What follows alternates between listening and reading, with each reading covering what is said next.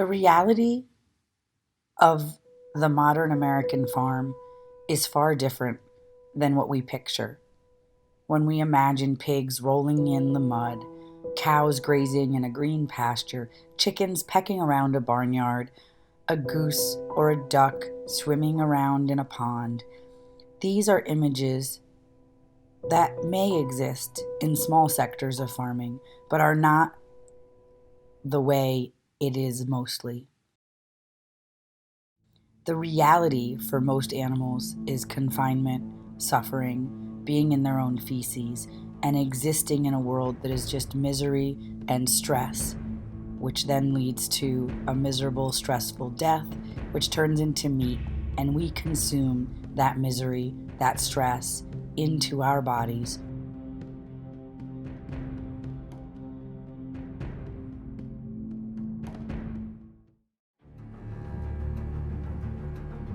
The meat, dairy, and egg industry are places where animals suffer from beginning to end. They are lives of pure torture and hell.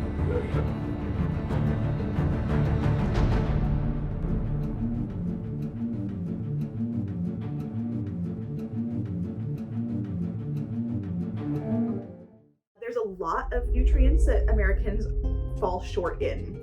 The number one cause of death in the United States is heart disease. The other three are diabetes, cancer, and stroke. All of these are preventable. Our bodies weren't meant to eat meat 3 times a day, 7 days a week, 365 days a year.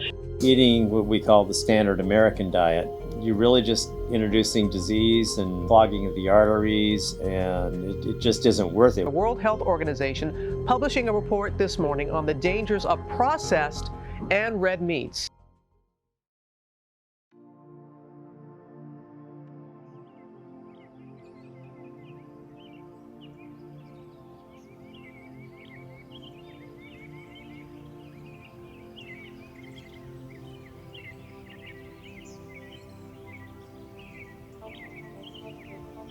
Hi, my name's Molly Englehart, and I'm the owner and chef from Sage Plant-Based Bistro and Brewery in Culver City, Echo Park, Pasadena, and newest, Agora Hills. Why did I open Sage? I was growing pot, and my brother-in-law went to prison, but I didn't want to go to prison, and so I had to really figure out something else to do with my life. Although growing pot at the time was very eco-friendly and you can make good money and not do bad impact on the environment, which is what was important to me, I was just apathetic and disappointed at where we were. Vegan diet is a logical response to what's happening in the world. And I wanted to provide an option to have delicious, comforting, fulfilling, plant-based food. I think it's a numbers game, and I think that the numbers must be adjusted. And so I planned on opening a restaurant where your average person that might eat meat on Monday and Tuesday would eat vegan on Wednesday and Thursday. And that's what I hope that I've provided in the space.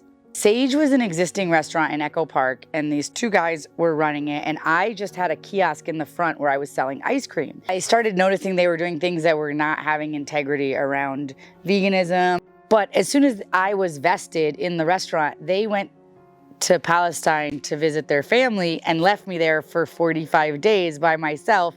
And so me and the sous chef redid the entire menu, and by Monday we had it. Much of that stuff is still on the menu that we did that week, just transitioning it over. I was born into a plant-based diet, and I chose to continue it. And I, of course, have experienced tons of health benefits from the way that I've eaten over the years, and eating super healthy, non-processed, 100% real food. I started having children at 37 years old and went on to have 3 children back to back with no problems whatsoever. And I rarely get sick. Food should only have ingredients that you can imagine what they look like growing when you read the ingredients.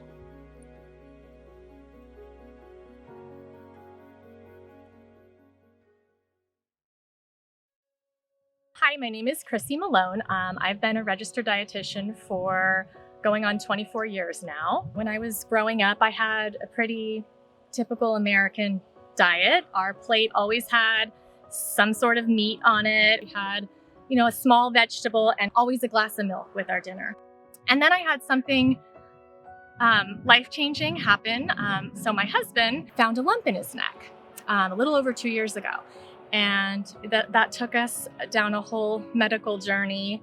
And we found out that he was diagnosed with Hodgkin's lymphoma. After he was diagnosed, I couldn't stop reading and researching. And I wanted to make sure that I kind of created a eating plan for him that would help. And so one of the things I learned a lot about was that dairy products, eggs, fish, chicken, beef, all animal foods have hormones. One of them that I kept reading about was IGF-1, and these have the potential to increase tumor growth in somebody that has cancer. So my thought was, if I could take away any possible food that could increase the growth of his cancer, and then optimize all of the foods like spices, beets, lentils, tomatoes, berries, leafy greens, if I could incorporate more of those that have antioxidants and cancer fighting potential, that maybe his body could be given what it needed to, to start fighting the cancer and suppress its growth. 5 months after the initial scan, I remember her saying, well, the lymph nodes are actually a little smaller than they were. And they're, I would say if anything, it's better, not worse. And every time things got better and better. And then finally, about 2 years after the beginning of our plant-based diet, we got the results back from a PET scan. I still will never forget this. The doctor said, there's really no evidence of disease on the scan. We weren't really sure. We were a little apprehensive, like, how can you go from stage 3 cancer to no cancer in a little less than 2 years? We didn't do any other treatment. We did not do radiation. We did not do chemo. We really just stopped all animal foods and added plants to our life. Doing a vegan or plant-based diet can be extremely powerful. In long-term, large human studies that have been adjusted for all these variables, lower rates of heart disease, ischemic heart disease, better bad cholesterol, LDL, better blood pressure, lower risk of certain cancers, better control over type 2 diabetes and renal disease. I'm Elena Dwight, and this is my husband. I'm John Dwight. We went on what we called our 30-day vegan challenge in 2009. We started just trying to do it for 30 days, and now it's turned into 12 years. I have a family history of high cholesterol and heart disease, and I didn't want to go down that same path. I was hypoglycemic, which means that my blood sugar would drop very quickly after a full meal. I would say within 2 hours, I was shaking, I couldn't think straight, I was nauseous, I was lightheaded. Literally, the first day of going on a plant-based diet, I went 5 hours without a meal, and I didn't even think about it. After going on the plant-based diet, I noticed immediate changes. First one was acid reflux went away. The doctor prescribed a low dose of statin for cholesterol. I didn't need it. My total cholesterol went down to like 120. I was like 250 pounds before. It was crazy. So like being a vegetarian and then becoming a vegan, that really helped a lot. Have more energy to do more things. From what I used to eat before, it was just like, I don't know, in the middle of the day, I'm like, I need a nap.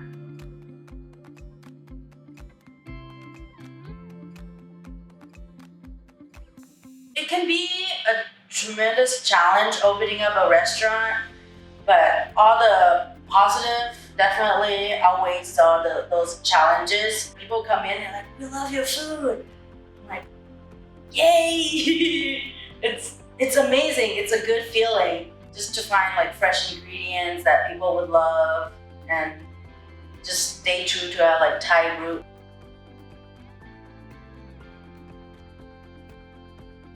My clients have noted that having more fiber from plant-based foods relates to a sustained energy level throughout the day. So if people are ever having problems with digestion, eating more fiber can obviously help. I hear people having more energy.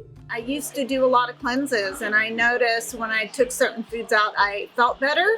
I had a chronic condition that I'd grown up with. I had tried to adopt some different lifestyles to kind of help with it so I wouldn't have to take medication. And that's kind of what led me into the vegan world. I felt much better once I switched to a plant-based diet. I have been all plant-based for about 20 years. I'm 58 years old. I don't take any medication. I don't count calories. My weight has been the same for 20 years. So in this world, that's a super positive effect. The food that we serve at Joy Cafe, we don't have any fried food. It really is what I eat every day. The benefits of adopting a plant-based diet for me are pretty obvious. I went from weighing almost 300 pounds to weighing 185 pounds. I don't have diabetes anymore. I don't have high cholesterol or heart disease or high blood pressure. I have so much more energy. I enjoy my life more. I have a patient that was so incredible. She got diagnosed with high cholesterol, bad cholesterol, LDL. She went on a vegan diet for 3 months, which isn't even a very long period of time for cholesterol, and her labs dropped to completely the normal level. It's more important to eat whole foods that are the way they were meant to be, that you can imagine them growing. Here on the farm, we grow like over 100 things, but it really is tailored towards my restaurants. I use holistic planned grazing. I have these small pens you can see over there where the sheep can get moved through an area where we're cleaning up. And it's a really like living in balance and loving and taking care of animals. We don't eat our animals here, obviously.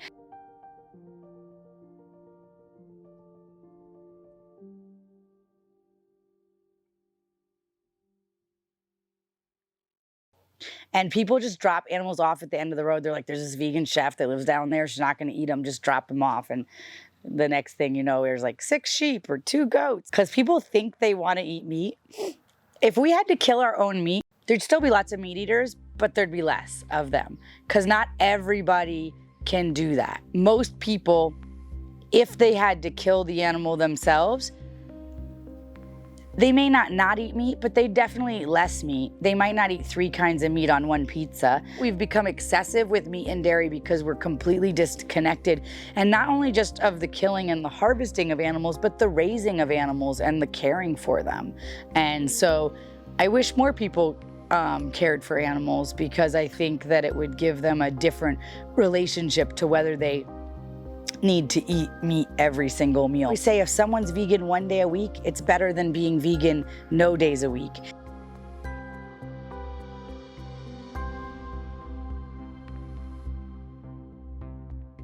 Yeah, I hear a lot of people say things like, well, I'm not like all about the animal rights. Why not?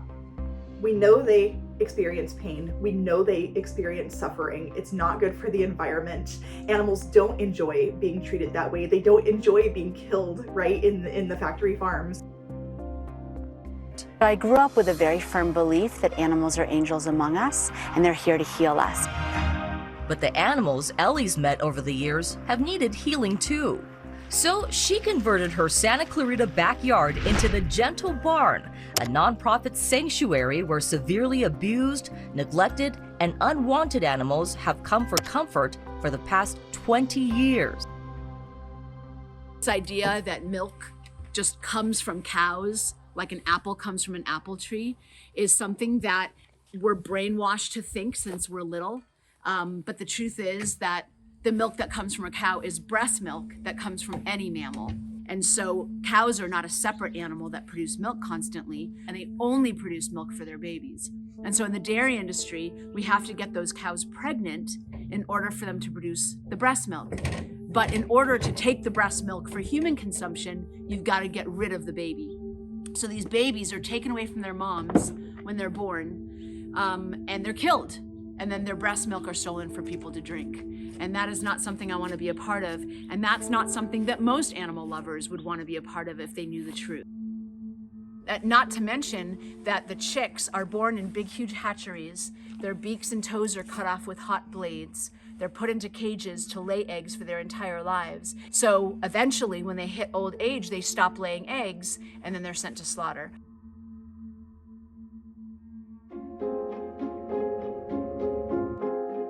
There's a lot of animals that actually go to slaughter pregnant. They're fed improper foods. Cows are supposed to be grazing on grass, and they're fed corn to get them fatter faster for slaughter. And the way that they're slaughtered is absolutely horrific. It is not done humanely. They are not raised humanely. They are not treated humanely.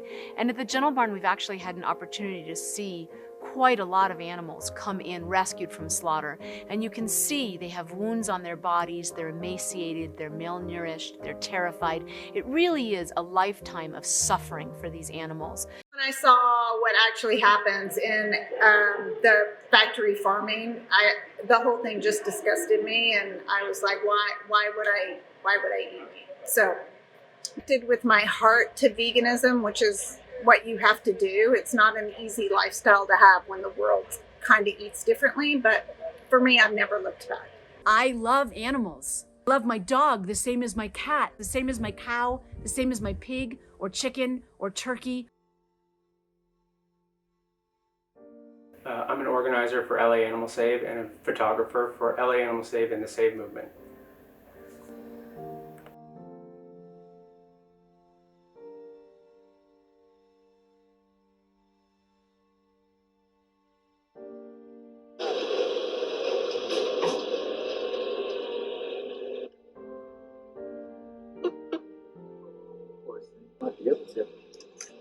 I don't know. I just saw him now. It's the most heartbreaking thing you'll ever see, and so I can't tell you how healing this is to be able to do this.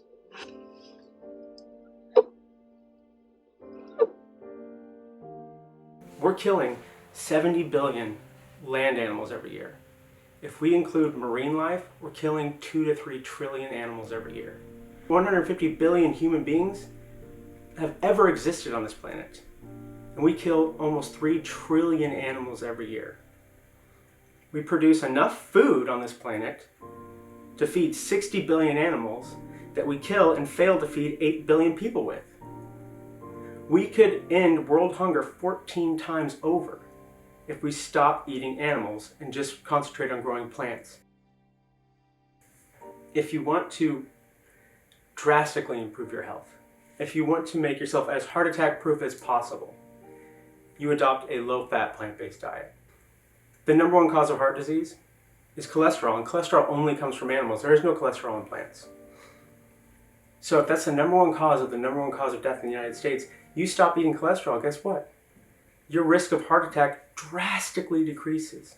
A lot of people ask me, how can I go plant-based and do it right?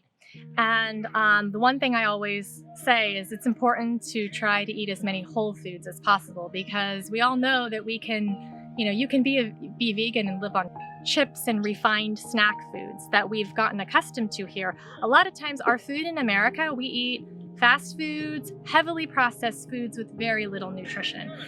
Beans, lentils, nuts, seeds, whole grains. If you're incorporating as much whole foods as possible, that would be the way to get the most nutrition. We spent way more money on food prior to going on a plant-based diet. I think where people get hung up on that it's so expensive is that they look at things like Possible Burger or the Beyond Meat products. And once in a while, if you want to have something like that, then great. But if you're really looking to save money and you just stick to the basics, fruits, vegetables, whole grains, nuts and seeds, avocado, potatoes, mushrooms, tempeh, tofu. I look at it as subtraction by addition. Instead of looking what you're taking out, just add things in, more vegetables, fruits, nuts, legumes, seeds. There's so many things you're probably not eating if your diet is majority of meat. Seeing the little changes and celebrating those is going to allow you to be successful and to keep making progress and to keep adding in more of these plant-based foods. We grow our own vegetables, in our garden. I don't know, not everybody has the room or the space to do that, but it doesn't get much, cheaper than that. You don't always have to buy fresh either. Frozen vegetables are really inexpensive and they're really, really healthy because they're picked and they're immediately frozen. I am 100% convinced that what we eat determines our health. You like to eat chili, make a bean chili, right? If you like to eat tacos, make tempeh tacos. So you're just doing replacements that can make it feel so normal. You like scrambles, do a tofu scramble. There's so many options. Just cut meat out 1 day a week, 1 meal a week. Half the week, be vegetarian, be pescatarian. There's actually very clear evidence that shows that even when we eat less meat, you still get some health benefits, you still get the environmental benefits, and you actually still hopefully help save some animal lives. If you're hungry on a vegan diet or if you're low energy, there's something wrong. You're not doing it right. You might not be eating enough calories. Meet with a dietitian and you'll literally get that cleared up very, very quickly. A lot of people are like, I'm vegan now, guess I just eat salads. And that is not how it works at all. A vegan diet is completely balanced. You should be eating enough calories, you should be eating lots of fat, you should be eating enough protein and a high fiber diet. At the end of the day, you know that you make a positive impact on the environment and economy and your own health and those animals too, so it's no regrets. If someone was thinking they wanted to start a plant-based diet, I would believe that they should take small steps. Start learning how to transition recipes that are their favorites into a healthier version. Take a couple days a week and make them the new diet days, and then little by little, have it be 5 days, and before you know it, maybe you only have 1 cheat day, and after you only have 1 cheat day, you are all the way there to your goals. For anyone out there that loves animals, the best way to love them is to not eat them. It's not a fault of the slaughterhouse. It's not a fault of transport truck drivers. It's not a fault of grocery stores, and it's not a fault of the government. It's there because people want to eat it and people are going to buy it. And as long as there's a product that people will buy, someone will sell it.